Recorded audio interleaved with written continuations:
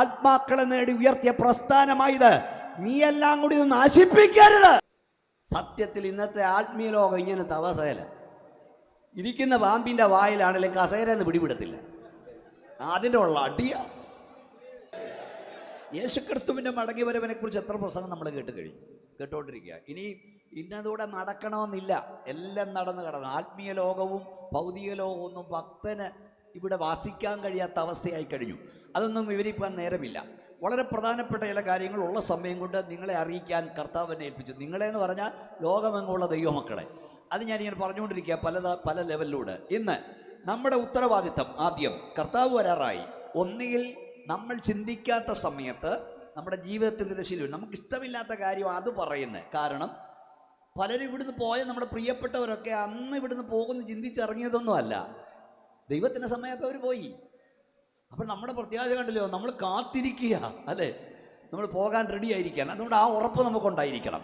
അപ്പോൾ ഒന്ന്, നമ്മുടെ ഉത്തരവാദിത്തങ്ങൾ എന്താണ് നമ്മൾ ചെയ്യേണ്ടത്, ചെയ്യാൻ പാടില്ലാത്തത് എന്താണ്, അങ്ങനെ ചില കാര്യങ്ങൾ നിങ്ങളുമായി പങ്കുവെക്കാം. ഒന്നാമതായി നമ്മുടെ ഉത്തരവാദിത്തം റോമാലേഖനം 13:11 പറയുന്നു, നാം രക്ഷ നാം വിശ്വസിച്ച സമയത്തേക്കാൾ വളരെ അടുത്തിരിക്കുന്നു, രാത്രി കഴിവാറായി, പകൽ ഏറ്റവും അടുത്തിരിക്കുന്നു എന്നിങ്ങനെ നിങ്ങൾ സമയത്തെ അറിയാൽ തന്നെ. ഈ കുറിക്കുന്നവരൊന്ന് കുറിച്ചോണം. നമ്മുടെ ഉത്തരവാദിത്തം ഒന്ന്, സമയം അറിയുക. ഒന്ന് പറഞ്ഞേ, ഉറക്കെ എല്ലാവരും പറഞ്ഞ് കേൾക്കണം. സമയം അറിയുക. രമ്യാപ്രവചനം പറഞ്ഞു, കൊക്കും മീവൽപക്ഷിയും പെരിഞ്ഞാറയും മടങ്ങിവരവിൻ്റെ കാലം. എൻ്റെ ജനമോ, ഇന്നത്തെ ആത്മീയ ലോകം അങ്ങനായി ദൈവദാസന്മാരെ. മടങ്ങിവരവിൻ്റെ കാലം അറിയുന്നില്ല. കാനവച്ചൻ പണ്ട് പറഞ്ഞിട്ട് പോയി നല്ലൊരു ഉദാഹരണം എന്തെന്നറിയാമോ? സ്തോത്രം. പാമ്പിൻ്റെ വായിലൊരു തവള ഇരിക്കുക. അപ്പോൾ അതിലെ കൂടെ ഒരു ശലഭം പോയി. പാമ്പിൻ്റെ വായിലിരുന്നോണ്ട് ഇവൻ നാക്ക് നീട്ടി എന്തിനെ പിടിക്കാൻ. സത്യത്തിൽ ഇന്നത്തെ ആത്മീയ ലോകം ഇങ്ങനത്തെ അവസ്ഥയില. ഇരിക്കുന്ന പാമ്പിൻ്റെ വായിലാണെങ്കിലും കസേരന്ന് പിടിപെടത്തില്ല. അതിൻ്റെ ഉള്ള അടിയ.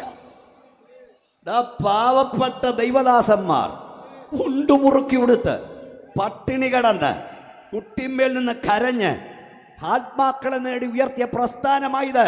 നീയെല്ലാം കൂടി ഇത് നശിപ്പിക്കരുത്. തൻ്റെ ഇടം ഉണ്ടോ? സ്തോത്രം പറഞ്ഞാൽ മതി. റെഡിയുണ്ടോ? ഇരിക്കുന്ന അഭിഷേകന്മാര് ഉപവസിച്ചും പ്രാർത്ഥിച്ചു പട്ടിണി കിടന്നു.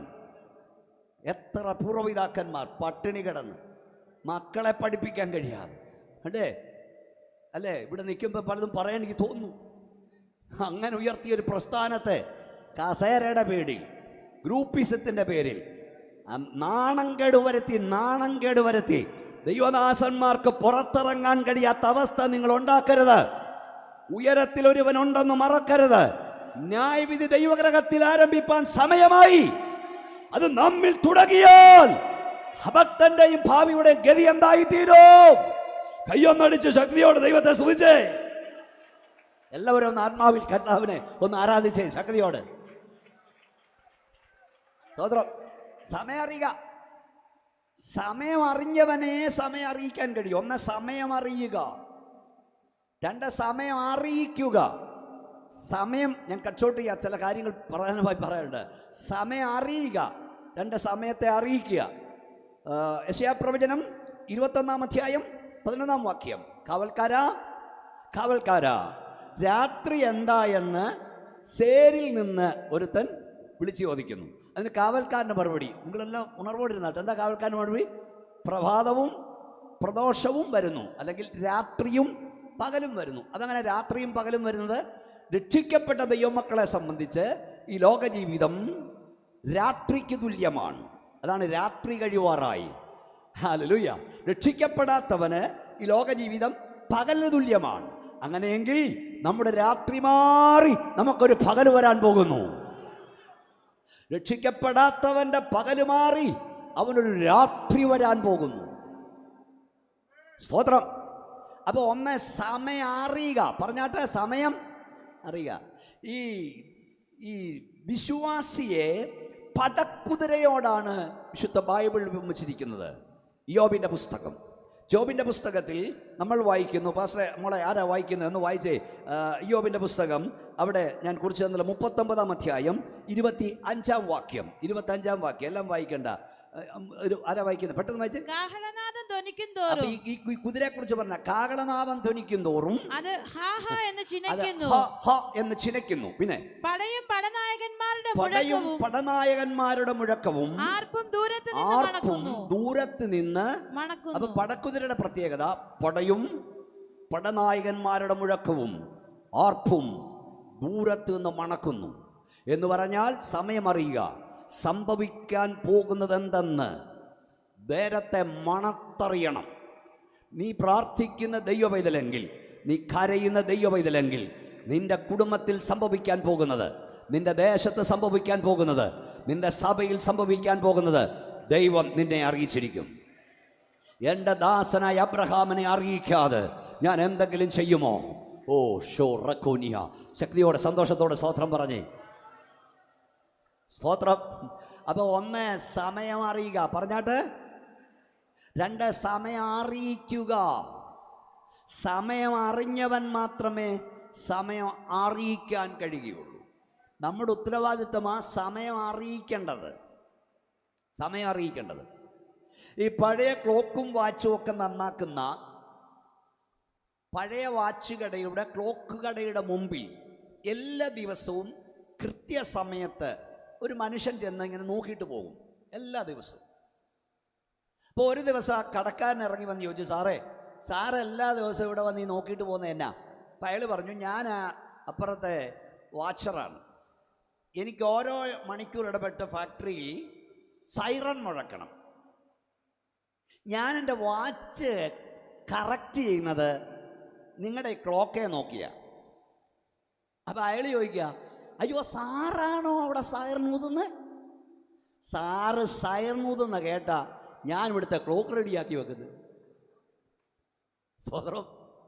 സാറ് സൈറൺ ഊതുന്നത് കേട്ട് ഇവിടെ ക്ലോക്ക് റെഡിയാക്കും, ക്ലോക്ക് നോക്കി സാറ് വാച്ച് റെഡിയാക്കും. ഇവിടെ കാഹളം തെളിവില്ലാതെ നാദം കൊടുത്താൽ ആർ പടയ്ക്കു പുറപ്പെടും. നിങ്ങൾ സ്തോത്രം പറയോ പറയാതിരിക്കുക എൻ്റെ പ്രശ്നമൊന്നുമല്ല. 4 പതിറ്റാണ്ടായി ഞാൻ യേശുവിന് വേണ്ടി നിൽക്കുക. 2 3 തവണ തീർന്നെന്ന് ചിന്തിച്ചു, പിശാച് ചിന്തിച്ച് ശബ്ദം തീർന്നെന്ന്. പക്ഷെ പൂർവാധിക ശക്തിയോടെ ദൈവം എന്നെ നിർത്തി. ഹല്ലേലൂയ. അതുകൊണ്ട് ഇന്ന് രാത്രി ഇവിടെ വന്ന വീണ്ടെടുക്കപ്പെട്ട ദൈവമക്കളോട് ഞാൻ പറയാം, ലോക സംഭവങ്ങൾ കാണുമ്പോൾ ഹല്ലേലൂയ നീ ഒരുങ്ങണം. സ്തോത്രം.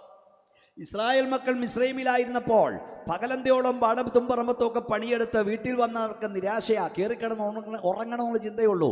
എന്നാൽ പുറപ്പാടിൻ്റെ അന്ന് വൈകിട്ട് വീട്ടിൽ വന്ന ഇസ്രായേൽ മക്കളുടെ വീട്ടിൽ ആകപ്പാടെ ഒരു ഒരുക്കം. അവർ സാധനങ്ങൾ പാക്ക് ചെയ്യുന്നു, അവർ പെസഹ കുഞ്ഞാടിനെ പാകം ചെയ്യുന്നു, ആകപ്പാടെ ഒരു ഒരുക്കം. അപ്പം നാട്ടുകാർ ചോദിക്കും, എന്നാ ചാക്കോച്ച, എന്നാ കറിയാച്ച, എന്നാ മറിയാമ്മേ, പതിവില്ലാത്തൊരു പാട്ട് വീട്ടിൽ കേൾക്കുന്നല്ലോ, ഒരു ഒരുക്കം കാണുന്നല്ലോ. അവർ പറയും, ഇന്ന് രാത്രി ഞങ്ങളുടെ പുറപ്പാടാ.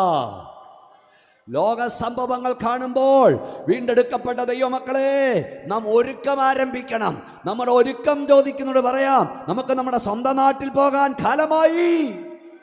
കയ്യൊന്ന് ഉയർത്തിയാട്ടെ, ശക്തിയോടെ ദൈവത്തെ സ്തുതിച്ചേ. എല്ലാവരും കയ്യൊന്ന് അടിച്ച് ശക്തിയോടെ അല്പസമയം ദൈവത്തെ ആരാധിച്ചേ. യെസ്.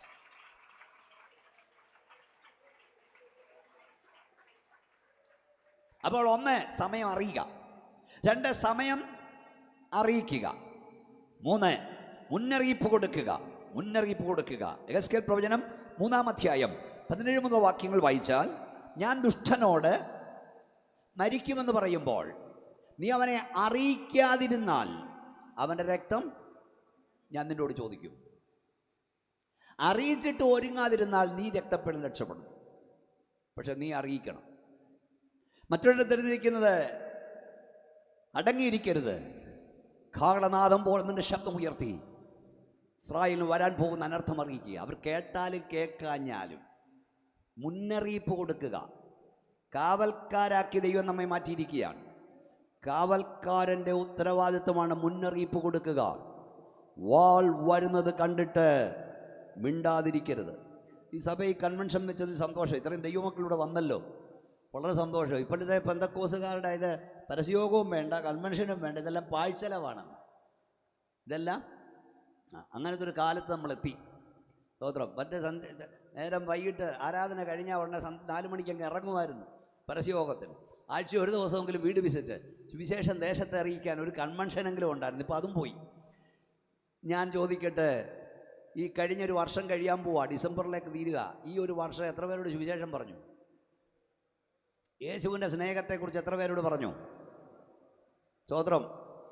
കഴിഞ്ഞ മാസം വല്ലവരോടും പറഞ്ഞോ? കഴിഞ്ഞ ആഴ്ച വല്ലവരോടും പറഞ്ഞോ? നിൻ്റെ ഏറ്റവും അടുത്ത പ്രിയപ്പെട്ടവരോട് ഒരു വാക്കുകൊണ്ടെങ്കിലും യേശുവിൻ്റെ സ്നേഹത്തെക്കുറിച്ച് പറഞ്ഞോ? നിൻ്റെ കൂടെ ജോലി ചെയ്യുന്നവരോട് പറഞ്ഞോ? 2 സ്നേഹിതന്മാർ എന്നും കാണും, എന്നും സംസാരിക്കും, ഒത്തിരി കാര്യങ്ങൾ പങ്കുവെക്കും.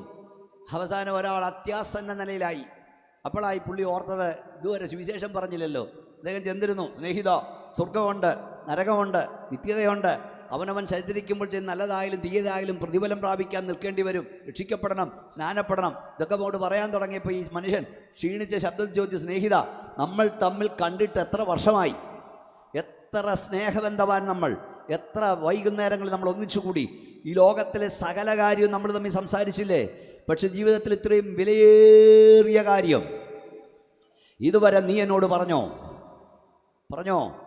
നിൻ്റെ സ്നേഹിതരോട്, നിൻ്റെ വീട്ടിൽ ജോലിക്ക് വരുന്നവരോട്, നിൻ്റെ അയൽക്കാരനോട് ഈ സ്നേഹം പറഞ്ഞോ? ക്രൂശിലെ സ്നേഹം പറഞ്ഞോ? നിത്യതയുണ്ടെന്ന് പറഞ്ഞോ? നരകമുണ്ടെന്ന് പറഞ്ഞോ? സ്വർഗമുണ്ടെന്ന് പറഞ്ഞോ? നമ്മൾ കർത്താവ് വരാറായെന്ന് പറഞ്ഞ് പാടാറുണ്ട്. Praise lord. നമ്മുടെ ഉത്തരവാദിത്തം മുന്നറിയിപ്പ് കൊടുക്കുക, കേൾത്താലും കേൾക്കാഞ്ഞാലും വിളിച്ചു പറയുക. സ്തോത്രം.